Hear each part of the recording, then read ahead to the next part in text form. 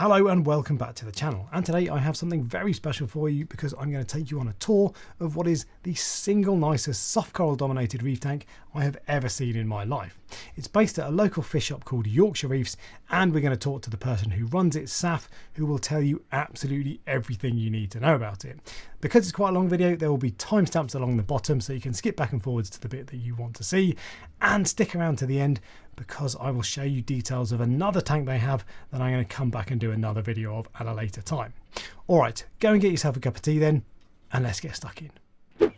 I'm here with Saf of Yorkshire Reefs. Saf, hello. How are you doing? I'm very well, thank you. Excellent. And you're going to be showing us around today I am. this rather lovely soft coral tank, right? Yeah, I mean, yeah, a bit of LPS in there, but predominantly soft. Yeah.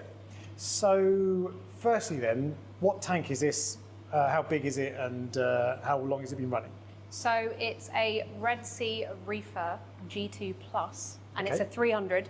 So it's a 3-foot model, but you get a little bit more than you do on the 250. Yep. So it's about 5 or 6 centimeters taller and about 5 or 6 centimeters bigger front to back. Yeah, okay. Which just gives you an extra 50 litres worth more water volume, which is a good thing. And some crucial extra width for aquascaping. Yeah, which I'm very into. So I can see.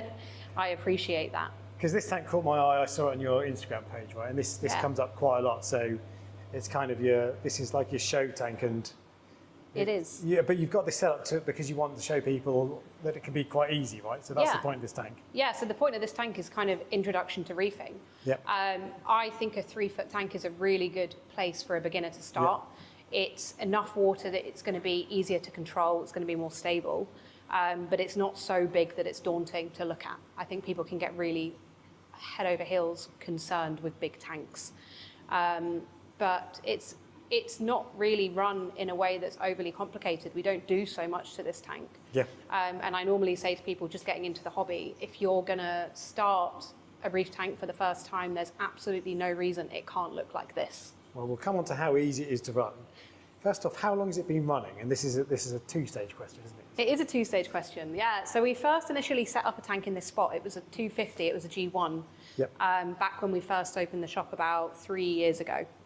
And it was really successful and we loved it, and it had the same corals and fish in. But we got to a point where the G2 had come out, we wanted to upgrade the tank, we kind of wanted to go that little bit bigger to get the 300 in. So we got a 300, and in a day, Duncan and I swapped all the livestock. Which took us about 3 or 4 hours, both of us working really solidly and Which quickly. is not bad going, to be fair. If that was me at home on my own, that would have taken me a solid day of swearing. Yeah, and yeah. I mean, look, I'm not saying there wasn't swearing, No. but we did it, Okay. and we didn't have any fallout from it, which was really good. We reused all the same equipment, all the same fish went back in, all the same corals went back in, all the old rock was in. We put in a little bit of extra rock just to bulk out the scape a bit more. Yeah, okay. And we reused a lot of the old water as well. Yeah, okay. As much as you could, basically. Yeah. So that was about 3 or 4 months ago. And when was it originally set up, did you say so? When we first opened, so about March 2022. Okay. And we're now March 2025, so 3 years old roughly. Yeah. And does that mean that all of these corals started as small frags? Yeah, Yeah, they yeah. all did. The torches that are in at the moment, some of them are new, which is why they're only a single head. But the rest of them did start as single heads. We have fragged off them as time has gone on. But yeah, everything started off very small. And it's obviously been growing. We've had some spawning in here recently. Yeah. The big cabbage coral on the floor spawned Really? about a week ago. We weren't gearing up for that. The lights are on the lunar setting, and it decided to do it in the daytime, which was strange, but it was really great to get to see it happen. So so the lights were on normally, wasn't it? Yeah. Okay. It was about 11 in the morning. Right, okay. Very cool. On a so Saturday. did it just look like it was smoking? And No, it didn't. It was a Saturday morning. The shop was really busy. We were trying to feed all the fish kind of on the hour, every hour. Mm-hmm. So I had made the frozen food up that morning. Duncan's going around with the bottle and he said, "What have you put in this frozen food? It's got loads of like eggs in it." And I said, "It's just nicest shrimp." Yeah. And we were looking in the tank and we were saying, because you could see all these things blowing around. And Duncan said, well, maybe a fish is spawning. What's a broadcast spawner in there? Can't really work it out. We're looking, and then we saw all these beads of eggs coming off the kind of polyps. Yeah, okay. On the cabbage coral, and they're just coming out, and there's loads of flow in this tank, so they're blowing everywhere. Had a good look at them under the microscope, which was really interesting, and then took some off to help them get fertilised, got them going in a little tub. And they did get fertilised, and I put a plate in them for them to settle on, and then I put that in our grow out, and I'll see if some little baby cabbage corals sprout from it. Very cool. So you might end up with captive spawned cabbage corals. Yeah, I'm hoping that this tank doesn't end up with a lot of captive spawned cabbage corals. Did the fish go crazy and start eating everything? No, fish didn't touch anything. But then I was thinking about this, and I was thinking maybe coral spawn does taste horrible. Because otherwise, how would spawning events in the ocean be successful? Yeah, okay. All right, I would have expected that to be all gobbled up, but all right. So it's a 3-year-old tank roughly, and you do the actually one thing that with the transfer when you moved it over, and I'm going to zoom into this clownfish because he's bedding into that massive toaster, which is really cool. He's so sweet. When you move the tank over, so normally if you move the tank over, you would throw away all the sand, start again, but you didn't do that, did you? I didn't do that. How did you fix that? So the sand wasn't overly grimy. We don't have a lot of sand in this tank actually. It's quite a thin covering. I think it just had one 20-pound bag in there when we first set the tank up. Is this the Red Sea fine sand? It's the Carib Sea Fiji pink. Yeah, okay. Yeah.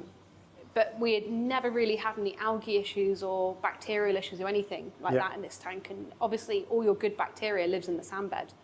So we thought we really want to keep that going. So we emptied all the sand out into a bucket and ran salt water through it. Yeah. Didn't want to clean it in RO because that would kill all the bacteria. But washed it with some salt water. Took about 75 litres worth of salt to do that. Okay. But worth it. But because that's brilliant, because then that means that you get rid of all the dirty crap that might give you an ammonia spike or whatever. Exactly, yeah. But you get to keep all the friendly bacteria. So. Yeah. I mean, we were quite lucky anyway, because there's quite a lot of flow in this tank, so the sand wasn't overly dirty anyway. It's getting kicked around so much. You can see that Timor wrasse kicking sand around as we speak. So it's kind of getting overturned all the time. I mean, it does blow out the way and we do have to put it back. Yeah. But that meant, so when you transferred the tank over, you didn't have issues. You had a couple of corals salt for a few days and that was it? Yeah.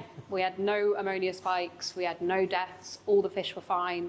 You know what, all the torches were fine. All the gonnies were fine. It was just the softies that sulked. But I think softies, you know, you look at them the wrong way and they'll sulk for a week. And they got over it pretty quick. So yeah, about 3 days.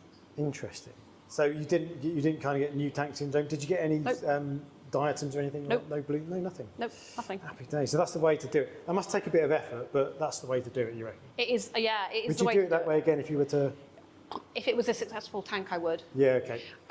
If it wasn't a successful tank, I would not use the old rock or sand. Yeah, okay. Because I think sand and rock really acts like a sponge. And that's one way to inherit problems is to reuse rock or sand out of a system that's been running poorly. Yeah, okay. But if it was a successful tank, then there's no reason not to. I wouldn't want to do it if I was doing it over more than a day. Right. Because I don't want stuff sitting there degrading. Yeah, okay. But do it quick and it was all good. Yeah, if you've got a helper. Yeah. Helps having two people. So tell me about the fish and coral plans. I think so. You've got some awesome fish in here we'll come on to, but first off, the coral. So what was your coral plan? Why did you choose the ones that you chose? I don't know. Is there an answer other than I thought it looked nice? It's good enough. Yeah, I mean, the two softies we had on opening day, and we had a few of them. And That's these two big boys, right? Yeah, the big toadstools. And they were so small, they were about the size of my fist. But they looked lovely, and it was Duncan actually that decided to put them in. I argued with him about it, I'll be honest. I said it was the wrong plan. Oh, really? I never really liked soft corals much. Okay. But Duncan, decided to put them in, and I hate to say it because I hate admitting I'm wrong, but I was wrong. And he can hear you as well. You're not going to live that down. He's laughing in the background. And then a lot of other things are things that either Duncan or I or really long-term customers of ours have had for years and years. Yeah, okay. And we've kind of grown them from frags and got going with them. But yeah, I mean, we've got a little torch corner. These don't seem to be stinging anything or causing too much problems to other corals. Yeah, there's a bit of a sting on the bottom of the chalice Yeah, okay. where it's on the rock. Okay. But this seems to happen every few months. And the chalice will kind of heal over the sting, and then the torch will sting it again. And Yeah, okay. it's a bit of to and fro. Right. But other than that, I mean, they're quite far out the way. The scape works in a way that you can have isolated areas of things. Yeah, okay. If you look through from the right-hand side, you'll see it kind of moves upwards almost in steps. Yeah, okay. Yeah, So you can have distinct areas for set things. yeah. So we've got kind of like mushroom corner. You've got mega mushroom corner here. Yeah. So these are, what are these Frankenstein bounce These mushrooms? uranium bounce. Uranium Well, bounce. but people give mushrooms Yeah, all but kinds of whatever. names, don't they? Yeah, yeah. Yeah, and we always have little bits of rock rubble in there. Okay. So bits you can frag them. Or, Yeah. Yeah. yeah, they don't respond very well to being cut. Right. I find those particular mushroom. Okay. So I put some rocks in, wait for a mushroom to attach, pull the rock out. Happy days. Because people are constantly asking me for those mushrooms. Really? Yeah. Okay. Yeah. They're, Well, they look lovely, so. there's some nice. Yeah, those bouncing. So that's they just look. I mean, it looks like a disease, to be honest. But Well, it is. looks Well, like a they're cool tumours. disease. They're tumours. They're tumours. Well, yeah, there you go. That's why. Yeah, that's all bouncing is. It's tumours from UV radiation. Oh, really? Yeah. That's why if you give mushrooms absolutely heaps of blue light, they bounce more. Right. Okay. And that's why sometimes you get bouncing chalices or lobos and things like that. Yeah. They've essentially been given cancer by the really intense lighting. Interesting. I mean, it looks pretty cool, to be fair. Yeah. So you've got your mushroom corner. You've got gunnies in the middle as well. You've got Yeah. the big softies, and then you've got torches on the other side. So Yeah. bit of a mix of softies and LPS, but they're generally kind of relatively easy to keep. Torches Yeah. can be a bit fiddly. Yeah? Torches can be fiddly. And, I'm going to say something that people will often tell me is a sales tactic, but it's not. All those torches over there, with the exception of one or two, are Yeah. named torches. Yeah. Okay. Right? These kind of lineage fragged and grown torches are so much easier to keep. Right. Okay. Expensive torches are easier to keep, and that is purely because they have lived in captivity for so long. Yeah. Yeah. They've been through 10 people's tanks, they've been chopped up with saws, and they've been, subjected to fluctuations and parameters, because as much as anyone wants to keep everything stable all the time, there are going to be weeks where something goes wrong. So these didn't get imported directly from wherever they're all sort of tank bred. Yeah, all these gold ones are tank bred really, and the Holy Grail. It's just some of the greens that are maricultured. Yeah. Okay. But yeah, I genuinely believe that expensive named torches are easier to keep. Yeah. Yeah. I'm a big fan of homegrown corals. Yes. Yeah, so are we. Any other corals you got in there that are worth your Yeah, particular there's site? a really cool mushroom squirreled in the back middle. Oh yeah, I can see. That's called a bounce candy crush discosoma. Okay. Silly name. Very, of Beautiful course. coral. We can maybe turn the flow off and do some Yeah, top-down we'll get shots. some shots but, later. Yeah. But yeah, it's beautiful. It's orange. It's got a pink rim. It grows really, really well. And Yeah, okay. the size of our initial mushroom that went in there was probably about 1 inch across, and it is now probably 5-6 inches. It's huge. Yeah. Okay. But you don't notice that at first. I particularly love this pink gonny. Yeah. This is one that's been in Duncan and I's rotation for probably a decade now. Oh really? Yeah. And it has been sold to frags of it has been sold to a lot of customers we've had over the years. And that actually came back to us from a customer who had a really small nano tank. Yep. And he had bought a frag of that off us years ago. And he said, do you remember that pink gonny frag I bought off you? It's so big now. Can you please cut some off for me again Okay. and keep the rest of it? Yeah. So yeah, unfortunately, we will chop that up soon. Yeah. Okay. And we will keep a huge, bit of mother colony. Yeah. Keep that going, obviously. It's not something we'd ever give up. But It's a different kind of. So it looks almost like an algae, the head, because it Yeah. hasn't got like the long lashes. Kind of. weird looking gunny. I guess, yeah, but it's not. It's got more than 13 fronds around it. So I mean, it's a strange coral. Duncan gave me, when I first started working for him about 7 years ago, a single polyp of that. Like he was cutting frags up, and there was one polyp left over, and he said, "Here you go. You take that. See what it does in your tank." I was like, "Great, thanks so much for that single polyp." But I've now got like a really nice, decent colony of it. Yeah. Okay.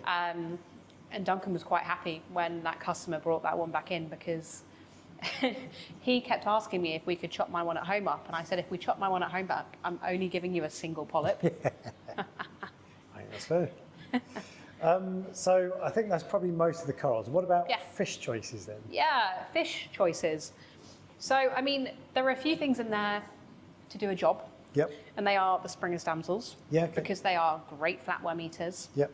And the Timor wrasse, which we've had since he was a little baby, because he too is a great flatworm eater. Okay.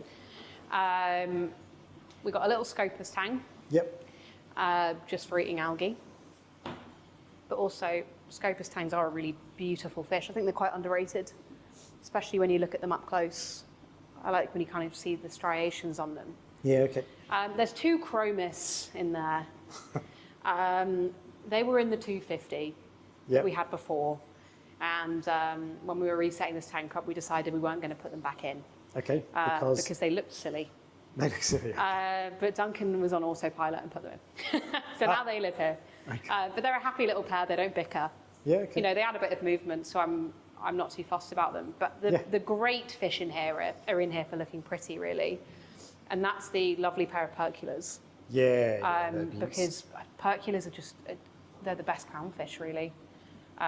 The way they swim, the way they feed, they are so much more happy to live in corals and anemones, right? I mean, you can see that male nestled into that toadstool. He loves it in there. The female doesn't go in so much. No, she's not interested. No, but he loves it. Yeah, he can't get enough of it. Yeah. And that doesn't bother the toadstool, wouldn't seem to. No, that doesn't matter. I mean, I often find that if clownfish start going into a coral that isn't used to it, they do sulk maybe for a few weeks. Right.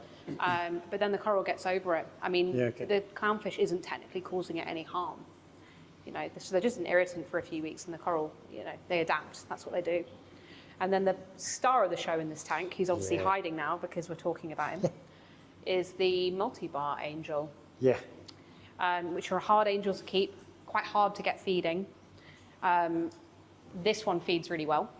Was this a captured bred originally? No, this is a wild caught. Okay. So we sold this one maybe 2 years ago to a customer who had a really lovely SPS tank. Okay. And it had a few LPS in there too. And so we got this fish in on order for this man, got it feeding really well. He took it home, had it for about 6 months, and it was eating his SPS. Yeah. But it left all the LPS alone, and he said, "Do you want it back?" And you know, we had to put it in here. Really, it deserved it. It seems pretty reef safe with this stuff. It does nip a mushroom occasionally. I've seen him nipping the mushrooms, but he seems to nip them and then he disappears. Yeah, and I'm not even sure if he's nipping the mushrooms or if he's nipping the rock under the mushroom. You know, because if you see him at the moment, he's eating something off that rock down there. And now he's gone. He's gone. He's shy. He doesn't like people talking about him. Yeah. But he's a beautiful fish, and he's one of the smallest dwarf angels. Yeah. They're so awesome. Yeah, and you are getting captive bred ones in now, which we do have from time to time, and I'm a big fan of captive bred angels because they are less likely to eat your coral, and they are more likely to feed, and that is simply because of its survival of the fittest. So they've grown up eating what they're given, competing with other fish. And they've never seen a coral in their life before. Yeah. So you put them in a coral tank, they've got no idea what to do. Until they get the taste for an acro, and then they're like, I'll have it. Yeah. You just keep them well fed, and then they don't have to go around looking for their own food, really, do you? Yeah, okay, yeah. No, but that's an absolute beauty. Yeah, I'm a big fan of heavy feeding, and that seems to keep things being more reef safe. Yeah, totally. If things are eating corals and you're feeding them really heavily, they're probably missing something in their diet. So let's talk about feeding then on that note. So what do you feed? We feed a mixture of frozen mysis and the Vitalis marine and algae pellets. Okay. We feed kind of every hour, maybe every 2, depending on what the nutrients are doing. Yep. But I mean, your fish and your feeding is your main way to control nutrients in a tank. We like to keep them higher in here, so we're going to feed heavier. We keep them higher because that's what LPS and soft corals really want. And when you say higher, what kind of levels are we talking? I'm quite happy with my phosphates at 0.15 Yeah, okay. and my nitrates 15. Yeah, okay. They don't tend to drop below 0.1 and 10 in here. Yeah, okay. And if they do, we're going to be feeding it a lot heavier and we're going to be putting in a lot more AB+. Is that ratio deliberate? Yeah. Yeah. Yeah, 100 times is what we go for. It seems to keep stuff happy. I mean, it's crazy though, because if you spoke to me 5 or 6 years ago and asked me where I keep my nutrients, I would give you Much a wildly different answer, Yeah, I mean, okay. everyone was trying to get them as close to zero as they could, but now I just think that was bonkers. Yeah, totally. Corals love eating. Yeah, They're eating that, you know. So you've talked about what you fed the fish, but you feed the corals as well, right? Yeah. So in this tank, we primarily feed AB+, and we do that every day. And we're doing big dosages of it. What's big dose? How much? 50 mil, 60 mil a day. Right, okay. And sometimes if I want my phosphates a bit higher, I'll mix that with a bit of Reefroids as well. Okay. And I do tend to put quite a lot of phyto in here as well. I'll mix that with the AB+ sometimes, or sometimes when I'm doing my phyto harvest, if I've got a bit left over, I'll just wing the end of the container in here. Yeah, okay. I don't really think you can overdose phyto. Right, you just put in as much as you want. Yeah, I just put some in. Okay. It likes it. Yeah, happy days. And you just broadcast feed, I take it, you just whack it all in and... Yeah, I mean, I'll turn the skimmer off and sometimes I'll turn the return pump off, but keep the power heads on. Yeah. So it just kind of blasts it around. We have to, annoyingly, I'd really like to feed this tank, you know, slap bang in the middle of its photosynthetic period. Yeah. In a shop, you can't do stuff like that. Right. If customers come in at 1 in the afternoon and I've turned all the flow off in there and I've got Reefroids, phyto and AB+ kicking about, it's going to look awful. Okay.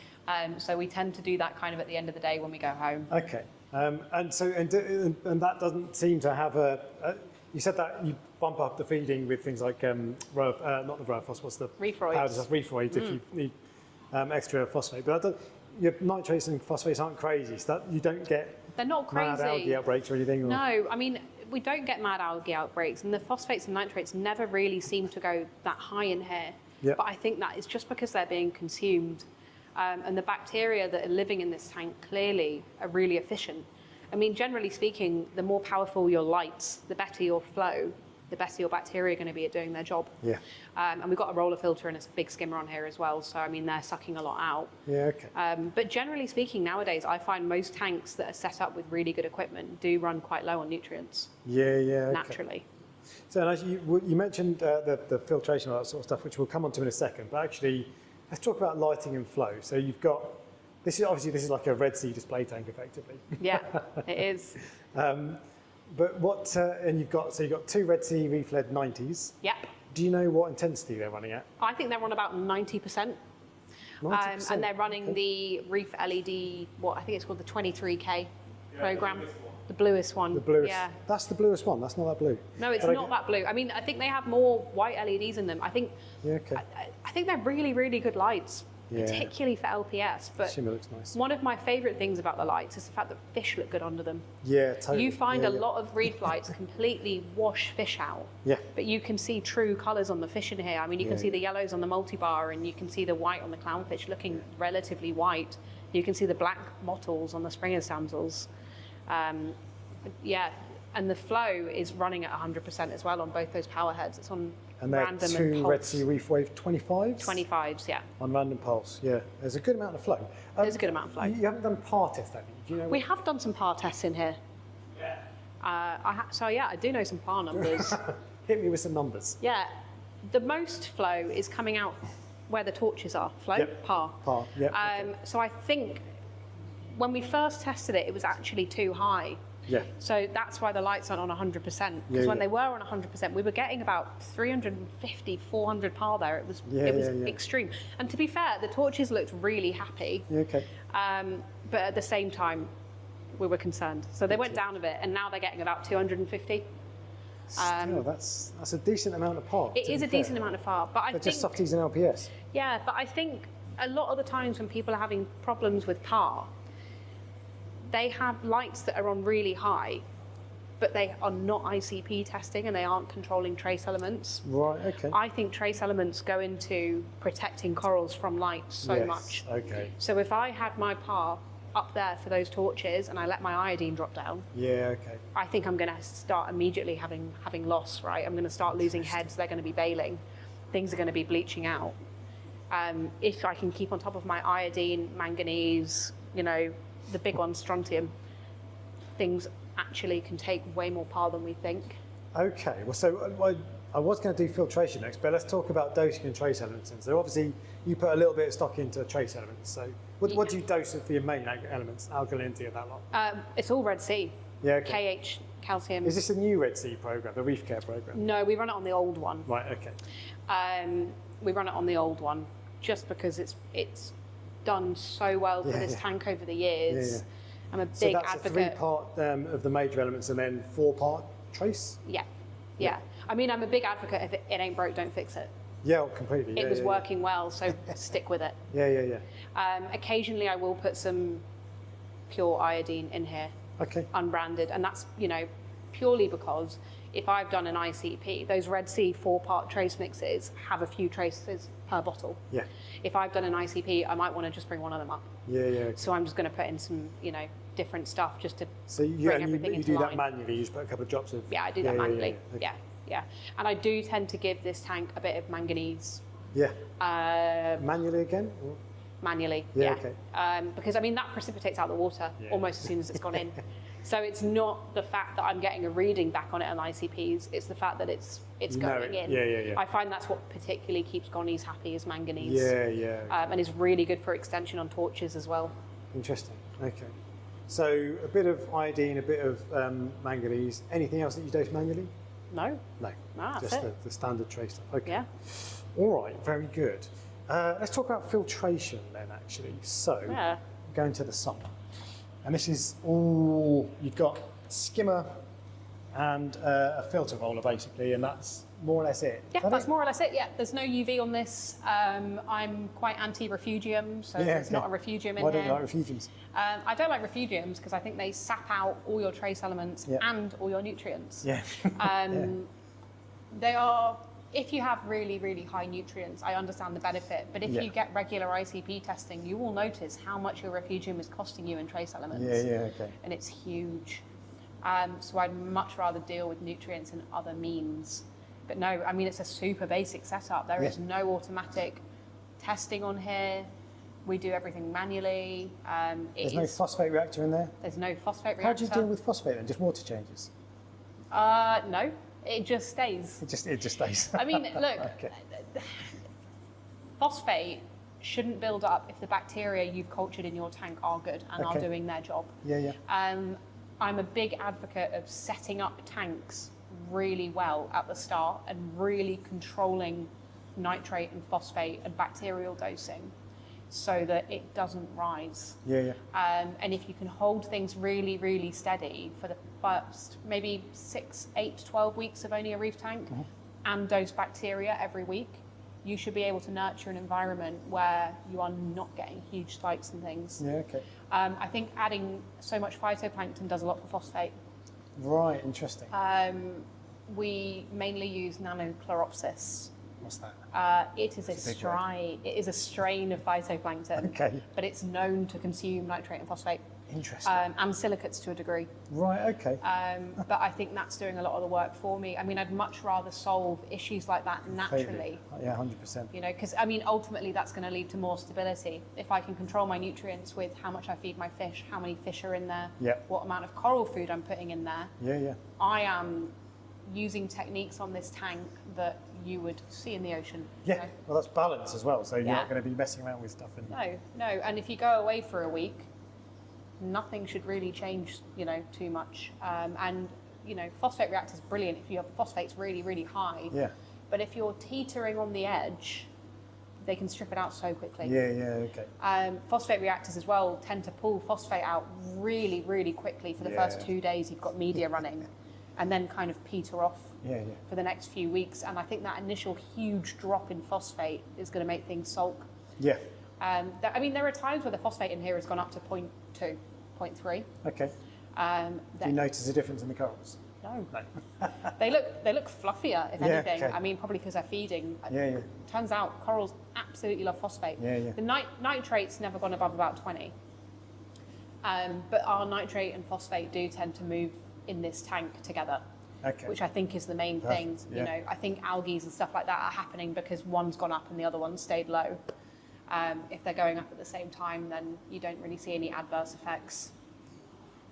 Okay, and so just purely in terms of equipment, that's a Red Sea Reef Map 500. Yeah, the 500. And the 600 skimmer? 300 skimmer. 300 skimmer. And it's the newer DC version. Okay, and that's it, nothing else. That's Yeah, all you got. heater, controller. We've got the Red Sea return on there. That's the 5,500. Yep. And a Reef can with the Red Sea ATO in there too. So, it is honestly all Red Sea. It's not a Red Sea heater and controller because they don't make them. Yeah. Yet. Okay. But apart from that, completely Red Sea. And water changes, it probably has one every month. One a month. Okay. Yeah, 25 litres, not a lot. So it was And I like do 10% that- less than. Oh, yeah, about 10%. And I do that mainly for peace of mind, to be honest. Yes. Okay. You know, I'm not really doing that to change anything. The trace elements are where I want them. The nutrients are where I want them. Yeah. I change the carbon in there maybe once a month. I think with the amount of coral food we put in, Yeah. the water does go a Well, bit the water's yellow. crystal clear. Have you changed it before? Maybe I changed the carbon before you came, Thought you might Alex. have done, yeah, okay. But the water's still crystal clear nonetheless. Yeah, it is. I mean, it's always crystal clear, and I just think that's because everything's being consumed. Yeah. You Totally. know, it's a whole ecosystem, it's a whole environment, so Yeah. everything's working. They're all cogs in a machine, essentially. Yeah, you've got balance just nailed on this tank. What salt do you use?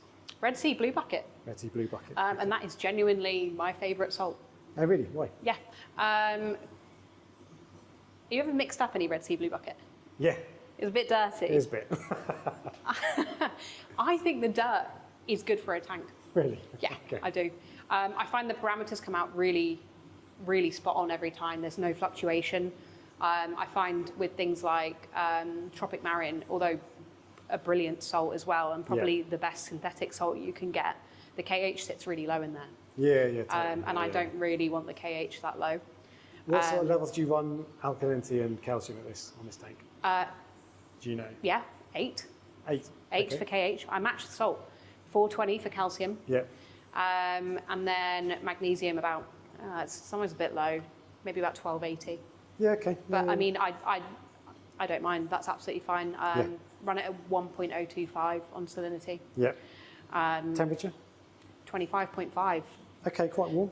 Yeah, quite warm, but there's reason in this. Yeah, okay. When it's summer and everyone's tank gets too Yeah, hot, totally. they're all going to get too hot to the same temperature, right? If you run your tank a bit warmer, that is less of a move. Yeah. So if it goes up to 26.5, that's not huge. But if I ran it at 24, that's a way Smaller bigger swing. jump. Yeah, totally. Yeah. You're just smoothing out the swing. Yeah. Okay. Control and monitoring is basically you coming in and having a look at it, right? Yeah, I mean, I test the water in here. Yeah. Every week. Yep, Sometimes multiple times a week if I'm really trying to control something. Yeah. If my phosphate's dropped a bit low, I'll check it every day until Yeah, okay. it's stable where I want it. But yeah, I mean, it's all us really. And it doesn't take us a lot of time to do all the tests and stuff like that in this tank. We probably spend 45 minutes on it a week. Yeah. Okay. We probably spend more time cleaning the glass than we do testing the water. Okay. But yeah, look at it. I mean, a lot of these corals people would call indicator corals, right? Right, It is okay. really obvious if anything in here is unhappy. What's your canary in the coal mine? Ooh. Yeah. This, Torch coral? nope, the frog spawn in the middle, Frog spawn, which okay. is, I mean, some people would call that a Yeah. frammer, right? Yeah. Okay. That came off a customer of ours who runs his nutrients insanely high. I'm talking like his nitrate would maybe be at 75. His phosphate might go up to 0.7. Okay. So that coral absolutely loves nutrients. I mean, Okay. we don't have a problem controlling the KH and calcium in here. It's nutrients that I think are the big thing. If that ever starts to sulk, our nutrients have got too low. Yeah. Okay. If it's not out and fluffy. So that tells you what. Yeah, if and the there's- gonnies as there's well. issues. I mean, gonnies do Yeah. sulk sometimes. Yeah, So if yeah. one's sulking, I don't mind. Yeah, Because they okay. do that. But if all of a particular species Right. are having a bad time, There's something something's up. If torches are looking sulky, that normally means it's time for an ICP because the iodine's dropped off a bit. Yeah. Okay. So if things are sulking, what do you do? Do you just start testing, or do you dose trace, or what? No, test first. Yeah. Test first. If everything looks right on that, probably feed a bit more. If that's not doing it, ICP. I mean, as a rule of thumb, we try to get everything ICP'd, once a month anyway. Yeah, okay. So we should see problems before they become problems. I mean, this tank doesn't really have any problems, to be honest with you. Once a month must give you a real good pulse on how the tank's getting. Yeah. On. I mean, we know what our consumption is. We know what's normal.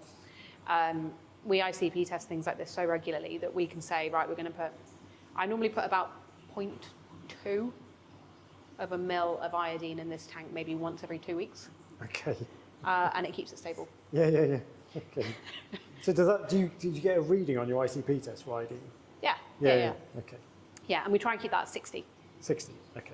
Micrograms, whatever they come out. 60 iodines. 60, yeah. Look at your ICP test. Does it say 60? Okay. All right, and so you mentioned the scape. I can't remember if you told me before we started recording, but you've got like levels to the scape. But tell me about how you put together the scape. Actually, what rock is it? Is that real reef rock? This is real reef rock. Yeah. Yeah. I started my aquatics career in freshwater. Okay. But I was really, really into high-tech planted display tanks. So aquascaping has always been quite a big thing for me. Yep. And I really care about rock work. There are people you'll meet who'll say things like, well, it's going to get covered in corals anyway, so I don't care what the rocks look like underneath. I really do care. Yeah, okay. This scape took me, when I did it the first time, probably a day. Yeah, okay. Maybe a bit less than that. You spent a lot of time, moving things around, getting it right? Yeah, so this might make me sound like a massive nerd. I quite like to draw on the front of tanks. Okay. Oh, really? Yeah, when I'm doing the scape. So I like to kind of split it into thirds. Yeah. If I'm feeling really into it, I will draw the golden spiral on the tank. Okay. Because that's where your eye goes. And I did do that for this tank. Interesting. So the golden spiral starts where that rock is there, spins out and goes down and up slightly. I see. So this actually follows the golden spiral, which is why it looks pleasing to your eye. It really does. So I never think about that. I've seen videos on it, and I've seen people talk about, obviously the rule of thirds and that sort of stuff, but that's really interesting because it does when look people look fantastic. at this tank and say, oh, the scape is really nice, so it's really eye-catching. It's eye-catching because of maths, unfortunately. Okay. And how I make rock do what I want it to do is I buy loads of rock. I don't care the shapes it looks like. Yeah, I get a big hammer, I get a big chisel, and I start hitting it. Right. And then I'm quite a big fan of the nicest Reef cement. So you just put it all together, basically? Well, I cement it all together. But and I follow the kind of whatever I've drawn on the front. Okay. Sometimes I might take a picture of the tank and start drawing on my phone on the editing bit, a kind of rough rockscape. I don't really like taking rock over about 50% of the way up the tank because things need room to grow. And I also try and think about the angles of rocks going down quite a lot. So you'll see quite a lot of this rock, like where these mushrooms are under that toadstool at the front, tapered forwards. And that's because I don't want a straight edge somewhere that's actually getting light. Yeah. Because that's a valuable real estate lost. If something grows over the top of that, then I can't put anything there anymore. The only straight edge in this tank is over the left where the torches are. But that rock is so close to the glass that I can't have corals living down there anyway. Yeah, okay. If it was a bigger tank, I would taper that probably down again, but then you'd maybe lose the golden spiral effect. Yeah, okay. Interesting. That's the first time I've seen a tank where that's been a consideration. I've done many tanks like that, but I don't normally tell people though. Yeah, you've outed yourself as a maths nerd. Yeah, okay. But it looks great. It looks really, really good because of it. Thank you. Fantastic. Clean up crew and algae. Have you got any clean up crew? I've not seen anything. I've seen a conch, that's about it. There's some conches in there. There's some Massaria snails. Yep. There's a single hermit that got in there by accident and we let him live. Okay. Put him back in. He was happy. Yep. And we do have some turbo snails kicking about, doing their thing. Not heaps though. I mean, it's not really a tank that grows algae because the nutrients are so well controlled. Yeah, okay. I'm not sure how many nutrients could live here long term. There is not a food source for them. It's too clean. And you've got your Scopas tank to do the algae. Oh, and my scarlet hawkfish has just come out. He's my favourite fish. Oh, is he? I love him. He's been hiding under there the whole time. I have seen him. I'll get him. I need to give him a talking to. But no, not heaps of cleanup crew. I mean, I can't really keep a sand sifter in here. No. Because it'll jump out. Yeah, okay. I've got a jump net on my tank at home, but I don't want to have one in the shop. I was going to say, so that you never have a jump net? You've not taken that off for the video? No, don't have one. Don't like the look of them. So I just put fish in there that aren't going to jump out. Yeah. Nobody has ever jumped out of here. Hang on a second. You're saying you've got fish that don't jump, and Nope. you appear to have clownfish though.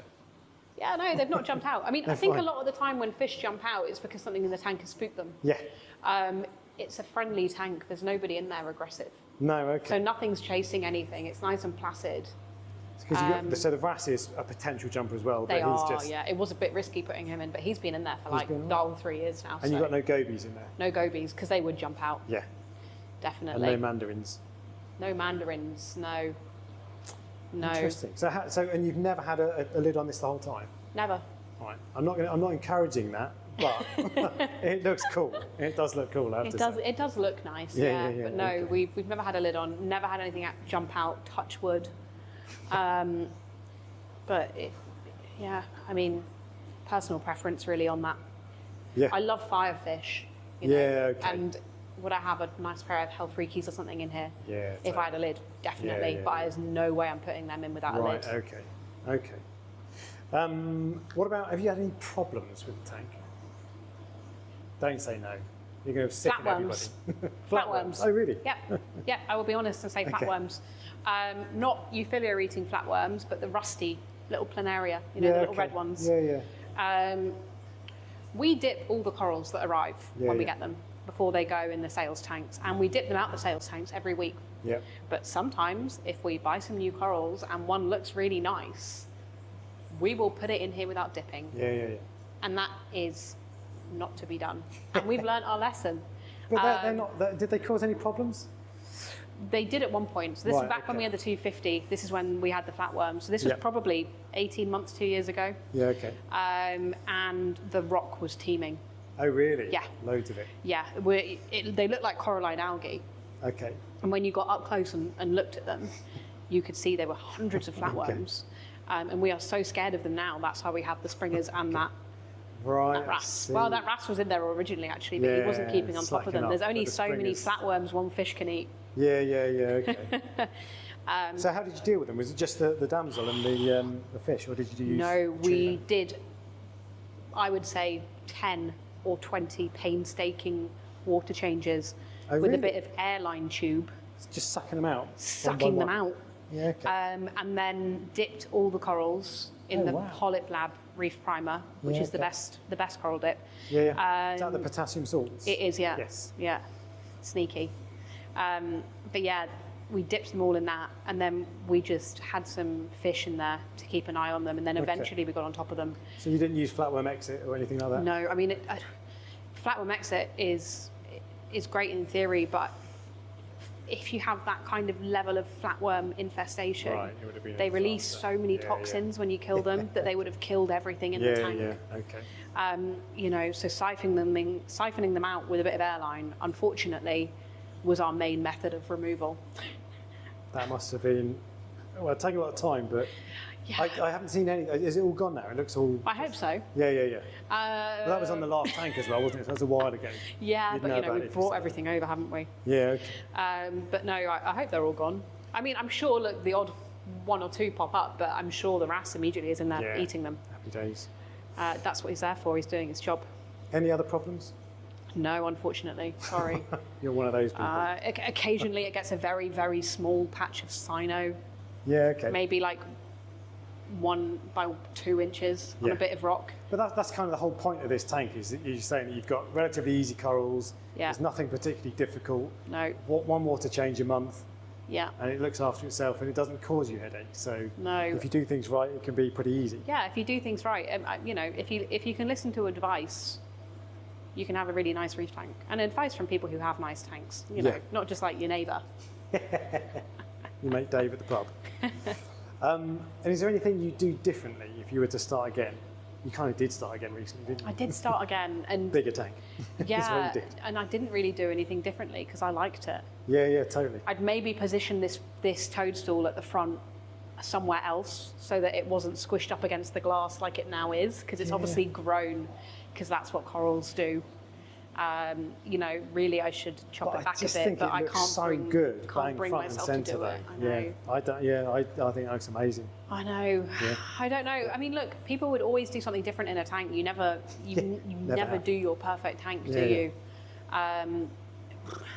You know, I maybe wish that I'd made some kind of barrier for those bounce mushrooms Right, okay. out of pieces of rock, Yeah. so that I could keep pulling them off. Yeah, okay. Because I'd say probably every 6 weeks they edge a bit closer to everything next to them. Okay. And when we rescaped the tank, they somehow ended up with more real estate than they had before. Right, so they spread a little bit. And also, you know, I might have a different answer to that after we look at the cabbage coral spawning. Oh, yeah, okay. Because if I have 100 little baby cabbage corals start growing in here, Yeah, that will be annoying. You Right. know, as lovely as that Cinularia looks. yeah. You don't want a million I of don't them. want them everywhere. No, okay. That's too many. It'll just become a giant cabbage coral.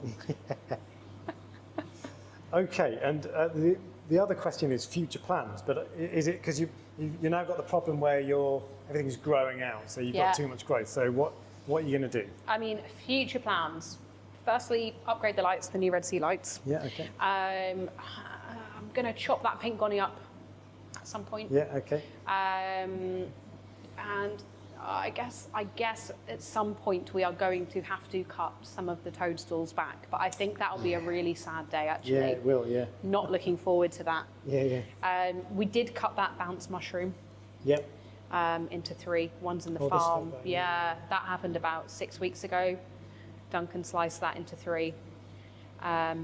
So, you know, things do get cut in here. Yeah. And we do frag off the torches and things Yeah. like that. I mean, you know, they're happy corals. Why should I not let them live in 20 other people's tanks as well? Yeah. I always think that's lovely about corals. You know, if I've got a beautiful mother colony, it can live for its entire life in a tank in the shop. Or I can take a bit off it, grow it back, and 20 people can keep it going. Yeah. Often, a lot of the most beautiful corals that come into the shop, I'm really pro chopping up because I think it means they're more likely to kind of survive, you know. Yeah. Reef tanks act like seed banks in a weird way. Yeah. Very good. He disappeared straight away. It was your scarlet hawkfish. I will get him. He did actually jump out, you know. Oh, did he? Well, the day I put him in, he immediately jumped out. Right, okay. And I thought, how have you done that? You don't even have a swim bladder. Yeah. So I picked him up. I was standing right here. I picked him up and I put him back in the tank with my hand and I let him go on the bottom. And he's been good ever since. He's chilled out since then and now he's happy. Yeah. He remembered he didn't have a swim bladder. He's like, turns out I don't like being out of the tank. All right. Well, look, Saf, thank you so much for showing us around. It's just been, I just love that tank. I really do. It's been great to hear at Tix. You do some really interesting things on it as well. So thanks very much. Thank you. Now, I hope you enjoyed that video as much as I enjoyed making it. If you've got any questions or comments, let me know in the comment section below. And I said at the start of the video that Yorkshire Reefs have another tank. This is that very tank, and I'm going to be going back up at some point and making another video of this. And they have some really interesting insights in how this runs and how they keep it healthy. So make sure you like and subscribe for that. And until next time, happy reefing.